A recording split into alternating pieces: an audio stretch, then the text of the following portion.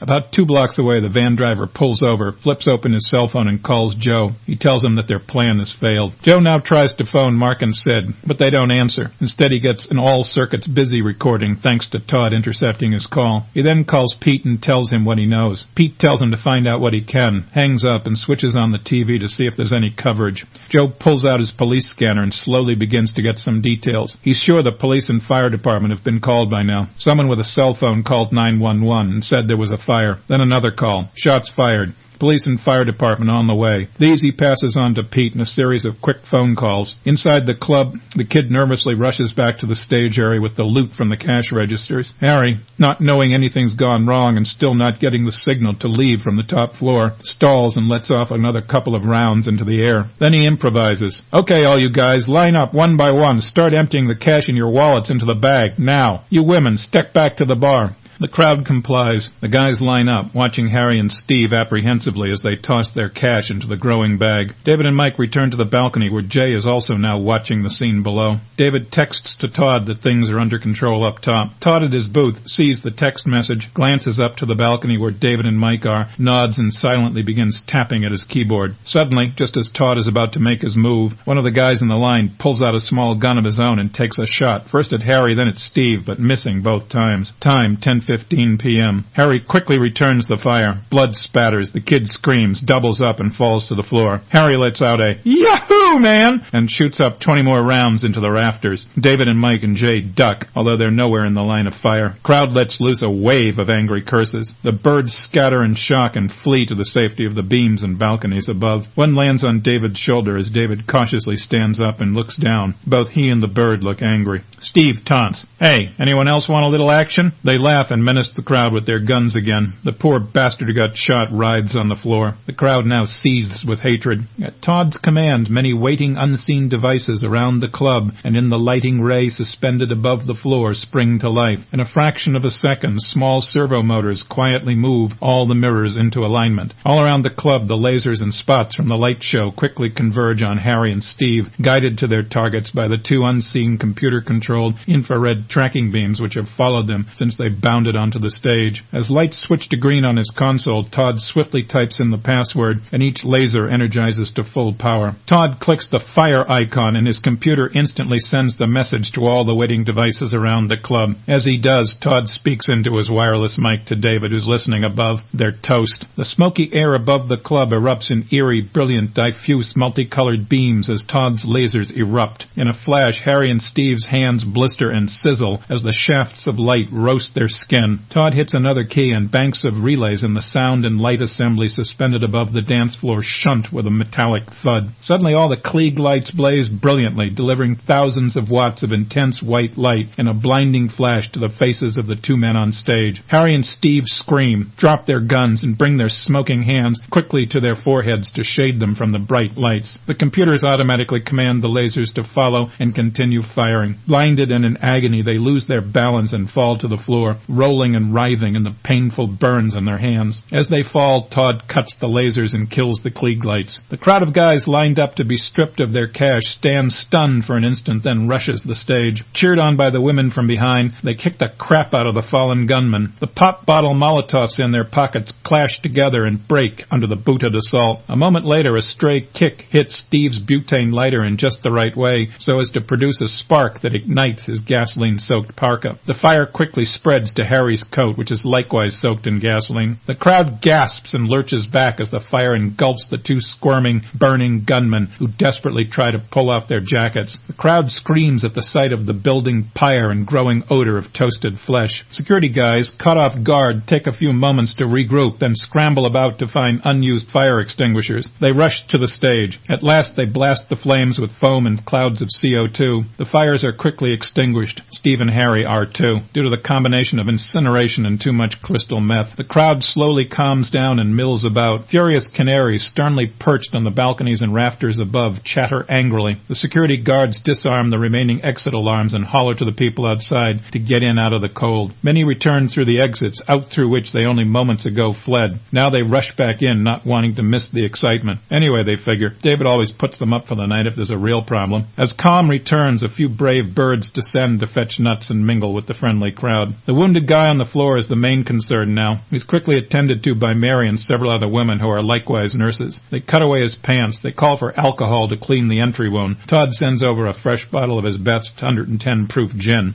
"Hey, honey, this stuff's $100 a bottle," says Mary to the wounded guy. "Well, don't spill it all. Save some for a little oral administration," he replies. They apply pressure to the wound and the bleeding stops. Some cushions are brought from the side tables of the club and placed under his head. He's conscious and asks for a cigarette and a drink. Both requests are quickly satisfied. Todd starts the motors on the skylights high above. As they open, a few huddled crows cackle and angrily fly off to another roost. Several of the emergency doors are propped wide open. As fresh air is drawn in and vented aloft, the smoke and stench begin to dissipate. The vapors of Harry and Steve's demise swiftly pass from the building and vanish in the cold, black, windy Nebraskan night. David and Mike watch all this from high above. Mike says, "So Todd had them covered with his tracking beams?" "Yep, all of them. Those two, Mark, Sid, all of them. Here, let me call him and find out exactly what happened. I'll put it on speakerphone." David phones Todd and says, "What happened? Mike and Jay are here and you're on speakerphone. I was getting ready to take out their guns when that idiot kid fired at them. How the hell did he get a gun in here? I think he must have come back in through one of the emergency doors that was open. He didn't come through the main entrance, I know that. Wanted to be a hero or something. Probably ran to his car and got his gun. Any idea how the fire started? Not completely. The lasers couldn't have done it. They switched off when the Klieg's came on. Must have been something else. I think it was a lighter in the pocket of the guy on the left. That's where it seemed to start. They had gasoline firebombs in their pockets from the smell of it." Mike leans over and speaks into the phone. "How come you didn't take them out earlier?" "The smoke bombs. Too much residual smoke in the air between the lasers and the stage. It would have scattered the beams. If they hadn't shot that kid, I would have waited even longer. I wasn't sure it would work when I did it. As it was, I really had to crank up the power output to punch through the haze. Sorry about the fire, but that was a fluke. No, the fire wasn't your fault. It was their show. I'm not going to lose any sleep over it."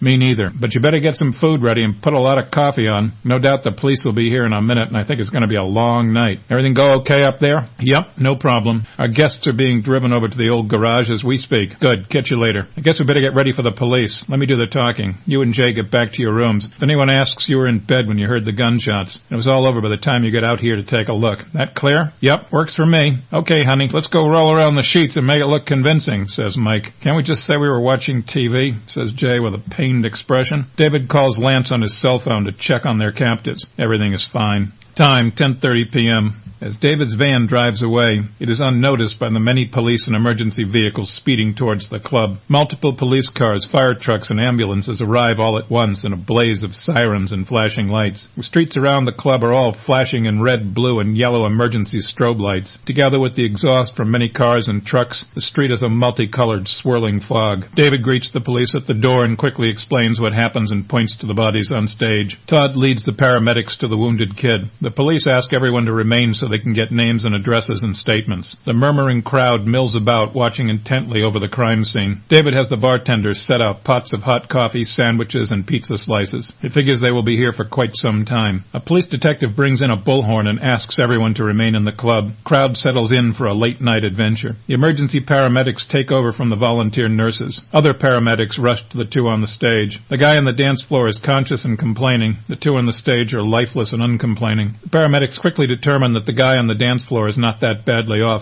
The bullet hit a fleshy part of the leg and missed the femoral artery in the groin. He should be back dancing in a couple of weeks. They quickly apply compression to the gunshot wound. A gurney is wheeled in, lowered, and he's shifted onto it and strapped in place. An IV bottle is suspended from a rod and hook assembly that is snapped into place. An oxygen mask is placed over his face and the valve in a small green tank to the side is engaged. The side rails are raised and the entire stretcher is lifted up on its X-frame and locked into place. The wheel brakes unlocked. He's rushed towards the door and the waiting ambulance. He raises his left arm and gives a thumbs-up sign to the crowd, which breaks into applause and cheering. After he's taken from the building, the crowd sounds much more upbeat and turns its attention to the burnt carnage on the stage. There, however, the situation is different. Harry and Steve are seriously dead. The paramedics grimace as they look for signs of life on the pummeled, charred corpses. Finding none, they call over the chief detective and report their findings, or lack thereof. The chief detective calls over an evidence team that photographs the scene scene from every angle and makes the obligatory chalk outlines of the bodies. The two corpses look more like tenderized puppy chow than people. After several minutes of this and a quick look-see by the coroner who's just arrived, the chief detective signals to the paramedics waiting across the room. They return to the stage with 2 gurneys and 2 body bags. They unfold the body bags on the floor and shift the corpse onto each, then zip the fronts closed. They heave the lifeless sacks onto the gurneys, strap them in, and haul their barbecued remains off to the morgue for an autopsy.